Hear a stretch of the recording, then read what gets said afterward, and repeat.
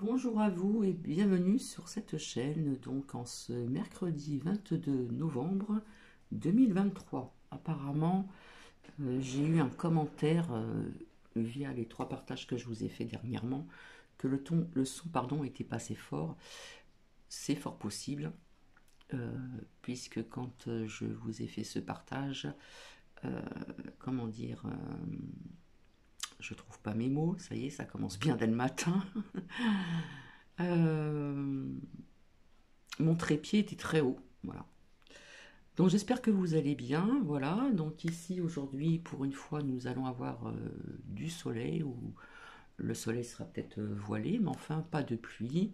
On nous annonce quand même un temps clément, on va dire, plus froid, mais c'est pas grave, on se couvre bien, comme je dis d'habitude. Donc je vais vous lire la phrase du jour pour commencer. Rien ne peut davantage ressembler à un ange que l'âme d'un enfant. Voilà, c'était la phrase du matin. Et puis donc, déjà, je tiens à remercier les personnes qui ont eu euh, comment dire, oui, quelque part, le courage de mettre certains commentaires via ces trois partages dernièrement. Alors, je ne sais plus le pseudo de la personne qui m'a mis en commentaire est-ce que c'est CB. J'ai répondu ça chauffe, j'ai envie de vous dire oui. Voilà. Donc je vais pas revenir là-dessus, mais bon, c'est quand même gravissime quand même. Voilà, voilà. Donc par contre, je pense que vous avez entendu. Qu'est-ce qu'il fait, Nuki? Je pense que vous avez entendu certainement via un député, machin, etc.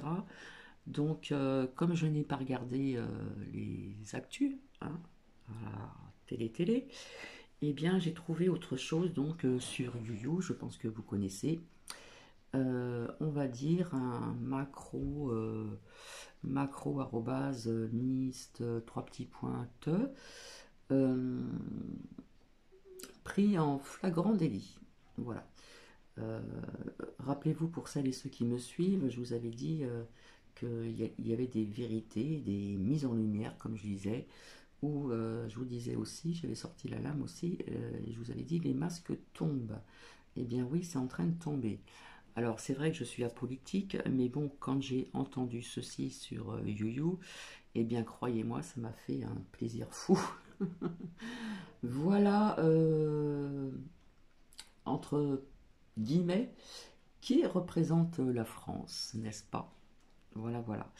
Donc c'est pas très long, je vous souhaite une bonne écoute et je vous retrouverai donc ultérieurement pour la suite, la sixième partie, donc crash d'OVNI, etc., etc. Donc je vous souhaite une bonne écoute, comme ça je vais carrément au vif du sujet, hein. Je vais pas vous faire les cartes vis-à-vis de ce qui est dit, ce qui va être entendu là. Au moins je vais directement, on va dire quelque part un petit peu à la source, hein. Voilà. Donc je vous souhaite une très bonne écoute.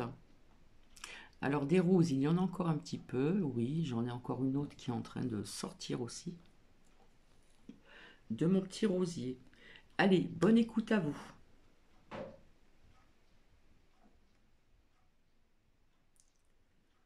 Bonjour à Louis Rigaudière. Bonjour Liselotte. Alors aujourd'hui, vous nous parlez d'une nouvelle affaire qui secoue le camp progressiste. Et oui Liselotte, je vais vous parler d'un nouveau scandale de la Macronie en vous faisant écouter l'intervention d'un politique, ou plus exactement d'un sénateur très engagé contre le trafic de drogue.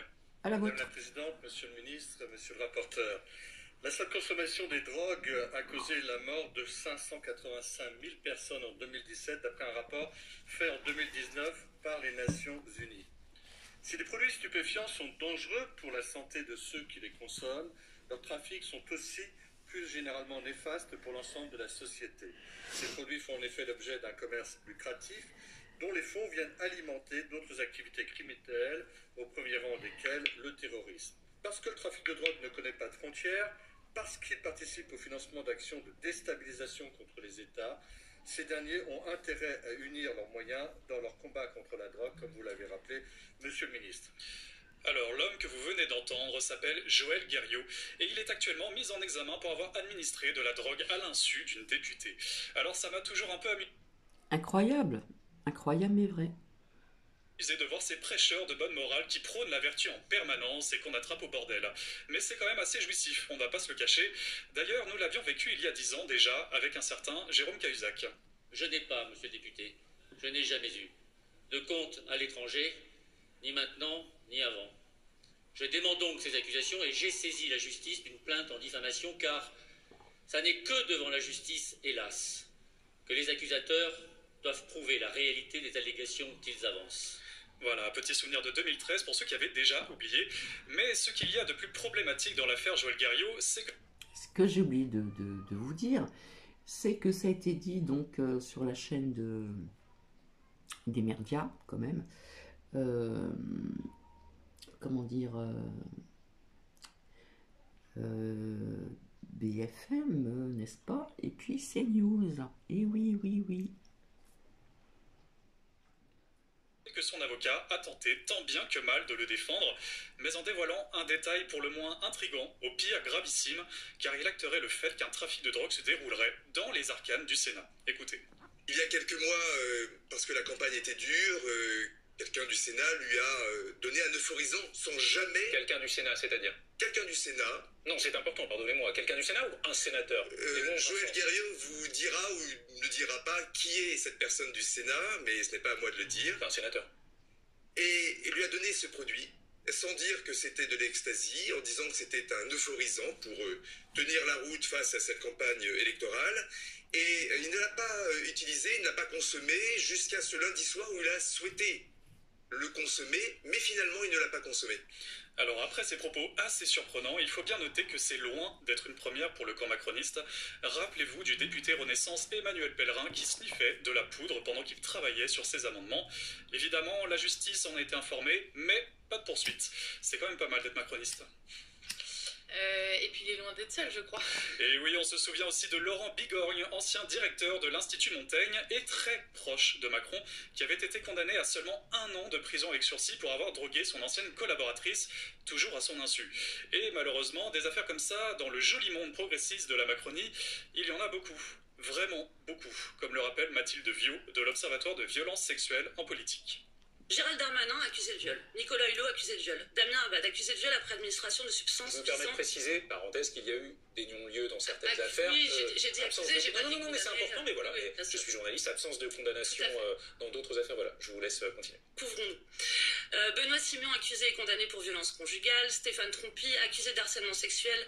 Yannick Horry signale à la justice pour agression sexuelle sur une élue. Gilles Legendre, ancien président du groupe majoritaire, signale à la justice pour agression sexuelle. Olivier Duhamel, proche de Macron, présent à la rotonde le soir de la victoire et accusé de viol, non condamné pour fait prescrit. Chrysoula Zakharopoulou, accusé de viol. Pierre Cabaret, accusé d'harcèlement moral, d'harcèlement sexuel et d'agression sexuelle. Joël Guerriot, Horizon, on peut considérer que ça fait partie de l'univers de la Macronie. Éric Dupond-Moretti, qui est quand même le grand ordonnateur du sexisme dans les prétoires, qui a été suspendu après avoir touché son sexe devant une magistrate, que maintenant il décide de poursuivre pour des faits qui, a priori, sont assez peu avérés. Dominique Boutonnat, grand donateur de Macron, président du CNCT, accusé de viol. Pour vous, c'est quelque chose qui se limite Attendez, je sais que c'est douloureux. Politique, non, mais c'est important. Je sais que c'est douloureux. Marc Ça balance pas mal quand même. Guillaume, accusé d'harcèlement sexuel. Laurent Bigorgne, proche d'Emmanuel Macron, condamné pour avoir tenté d'agresser une collaboratrice après administration de substances chimiques. Cette collaboratrice était en direct avec nous hier soir pour témoigner. Qu'est-ce que vous voulez démontrer Alors, en respectant bien la présomption d'innocence des mises en cause, c'est tout de même assez inquiétant de voir toutes ces élites plongées dans ce genre d'affaires tout en étant à la tête d'institutions ou de ministères parfois puissants. Une réalité qui pourrait expliquer les faibles condamnations de la justice, comme l'expliquait le directeur de la rédaction de Capital Social, que nous avons souvent reçu ici, Joseph Tounel. Il ne faut pas en plus cacher une chose, la drogue, et pas que le cannabis, chez nos élites, que ce soit culturel, politique, showbiz, etc., et c'est sans doute aussi pour ça qu'on a du mal à remonter les réseaux, parce que quand on remonte les réseaux, on tombe vers ceux qui nous dirigent intellectuellement, j'allais dire moralement, mais non, parce qu'ils ne nous dirigent pas moralement justement, financièrement souvent et politiquement. Et ça freine beaucoup les opportunités et ceux qui font le vrai travail de terrain, qui aimeraient remonter les réseaux et qui ont des blocages Voilà, il faut à la fois le dire, parce que si on ne le dit pas, on n'arrivera pas à débloquer les choses. Voilà pour ce rappel des faits inquiétants et désolants venant de ces macronistes influents qui n'hésitent pas à se détruire la santé et parfois celle des autres sans leur consentement, tout en maniant un langage politique autoritaire et moralisateur, ceux-là même qui décident qui est républicain et qui ne l'est pas, ceux-là même qui martelaient à l'unisson pendant plus de 2 ans, vaccinez-vous, portez le masque, protégez-vous, protégez les autres, un souvenir qui nous fait doucement rire aujourd'hui. Merci Louis Rigaudière pour cette chronique. Une fois de plus, vous mettez en lumière les contradictions de la Macronie, c'est très agréable. C'est quand même fou ce sonore où on entend l'avocat de Joël Guerriau, oui. Assumer que clairement la drogue circule au Sénat. Non, c'est compliqué. Après, il n'a pas voulu non plus creuser un petit peu le sujet, mais ça pose question. Mais après, sa défense est quand même très discutable en règle générale. Il avait parlé. Oh, ça circule aussi dans d'autres pays, bien sûr. D'une administration de drogue à l'insu de la députée par accident. C'est quand même compliqué de le faire par accident. Et puis il avait mélangé ça avec la mort de son propre chat qui l'avait complètement détruit moralement. Et puis après, il balance ce petit détail qui quand même vraiment est très problématique dans le cas d'un tiers qui aurait fourni de la drogue à Joël Guerriau. Il y a déjà cet aspect-là des choses, vous avez raison Louis, mais ce qui est quand même étonnant, c'est que ce soit de la drogue ou pas de la drogue, qu'elle ait fait exprès ou pas, le gars finit quand même par dire qu'il en mettait qu'il voulait prendre des euphorisants pour passer la soirée avec cette collègue. Et je ne sais pas si vous prenez des euphorisants avant un rendez-vous, avant un dîner, vous avez peut-être une idée derrière la tête. Avant la matinale. C'était pas une bonne idée ça de le faire, mais en tout cas, je pense pas si j'ai bien regardé l'extrait, il parle pas de prendre des substances avec la députée, c'était pas dans ses projets, c'était pour lui, il était accro globalement, il voulait se calmer, mais un soir, il a décidé de finalement faire machine arrière et de ne pas le prendre, tout en laissant la substance dans le verre. Et c'est en accueillant la députée le lendemain qu'il a ressorti le verre. Et dans ce verre, il y avait toujours cette fameuse substance toute blanche et toute fine qu'il n'a pas vue au moment de servir le champagne. C'est sa version en tout cas. Il avait juste oublié de faire la vaisselle en somme. C'est un peu ça. C'est possible qu'il les consommait ou pas, à la limite déjà il en avait en possession. Il en avait en possession et pas que là c'était de l'ecstasy en l'occurrence, mais c'était de la poudre de perlimpin. C'est ça, c'est très inquiétant quand même. Marie Falicon, une réaction peut-être. Oui, je précise peut-être pour nos auditeurs cette histoire, donc elle s'est passée la semaine dernière. C'était donc une députée MoDem, Sandrine Josso, je suis pas sûre qu'on l'ait citée tout à l'heure, c'est pour ça que je me suis... Non, mais son nom est sorti, elle est intervenue d'ailleurs sur France 5 hier. C'est ça, voilà. Et donc elle a accusé véritablement ce sénateur, Joël Guerriau, donc de lui avoir administré, en tout cas à son insu, c'est l'accusation, une substance illicite, on parle de MDMA ou d'ecstasy, voilà. Afin de commettre, et c'est quand même important, un viol ou une agression sexuelle. Donc en tout cas, elle accuse le sénateur d'avoir ça comme intention derrière, puisqu'elle a été dans un état, elle était incapable de bouger alors qu'elle avait un vote à l'Assemblée, voilà. Et donc c'est une accusation quand même assez grave. Et puis ce qui est fou aussi, c'est que il y a déjà cette histoire-là, mais après il y a celui qui fournit en disant c'est des euphorisants, puisque Guerriau dit en gros je sais même pas ce que c'est l'ecstasy, donc on m'a donné un truc pour en gros être un peu euphorique, mais enfin quel sénateur ou quel personnel du Sénat distribuerait comme ça à un député des gens c'est un euphorisant sans dire que c'est de l'ecstasy. Donc soit c'est le député qui raconte n'importe quoi, soit il y a un fou aussi au Sénat qui distribue des choses pour aller un peu mieux qui sont en fait très dangereuses, parce que rappelons que c'est de la drogue et que l'ecstasy c'est pas anodin Dans le sonore tout à l'heure on entendait, ça patauge, ils comprennent bien on comprend bien qu'il y a un problème et que c'est finalement, ça semble assez courant en tout cas, disons que ça semble caché mais voilà, courant. Après, c'est pas la première fois qu'on dit qu'il y a des politiques qui sont quand même très très nerveux, très mais dans leur mission. Chez Macron, il y en a quand même pas mal. J'ai mis le sonore où on entendait la liste qui est quand même extrêmement longue et encore elle en oublie beaucoup. D'ailleurs, c'est ce qui est inquiétant aussi, c'est qu'on se rend compte que c'est des personnages qui ont beaucoup de responsabilités, qui sont élus, etc. Et d'ailleurs, donc il me semble que Gérard Larcher a demandé est-ce que Joël Guerriau se retire. Oui, il a demandé à Joël Guerriau de se retirer de toutes ses fonctions, de tous ses mandats. C'est pas dit qu'il le fasse. Alors après, c'est vrai que ça sera intéressant à creuser. Il faudra demander à un juriste est-ce qu'un sénateur, est-ce que quelqu'un qui a un mandat a toujours son immunité parlementaire? Est-ce qu'une loi particulière oblige, dans ce genre de cas, un sénateur à quitter ses fonctions? Parce que c'est pas n'importe quelle fonction. Au-delà de la juridiction, il peut s'agir de décence aussi. Oui, là, on est dans la morale, mais alors... Oui, mais lui, c'est la vérité, donc effectivement, s'il sait qu'il est coupable, en suivant la morale, il devrait sortir. Après, je comprends aussi que tout le monde ne démissionne pas dès qu'on les accuse du moindre truc. Je repense à Dupond-Moretti aussi, plus récemment. Et non, mais il y a eu un autre cas, mais là, il n'y avait pas de drogue qui était concernée, mais le député Magid, et j'ai oublié son nom de famille, pardon, qui avait cassé la gueule, un autre député à cause de casque, Boris Faure, là, comme ça, j'ai son nom qui me revient, et lui, voilà, il est, non seulement il est resté, aucune loi ne l'empêchait de partir, mais en plus, il a été nommé à la tête contre les violences de l'extrême droite. Aucune loi ne l'empêchait de rester. De rester. Non, mais voilà.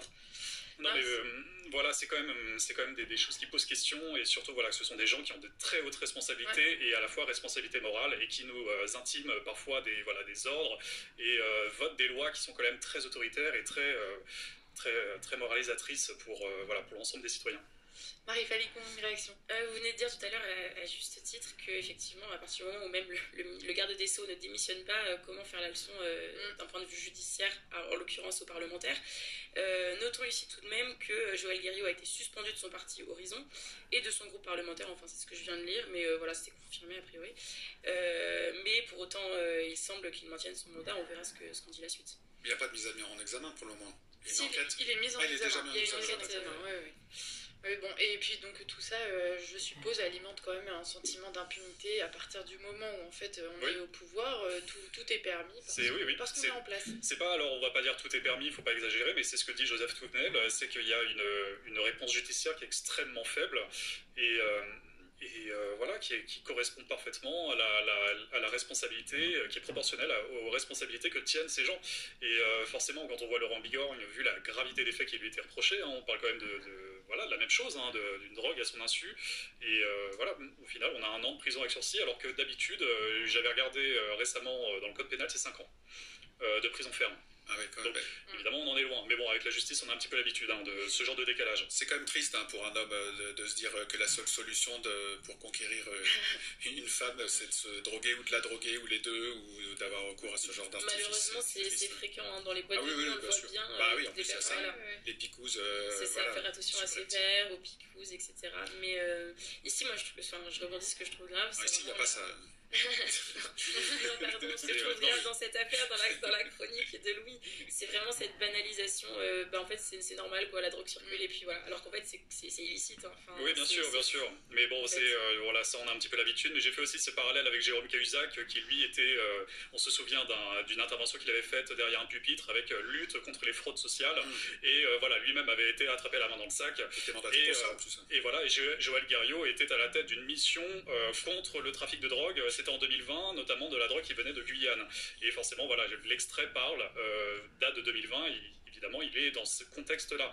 Et forcément, après, ça fait un petit peu rire, quoi.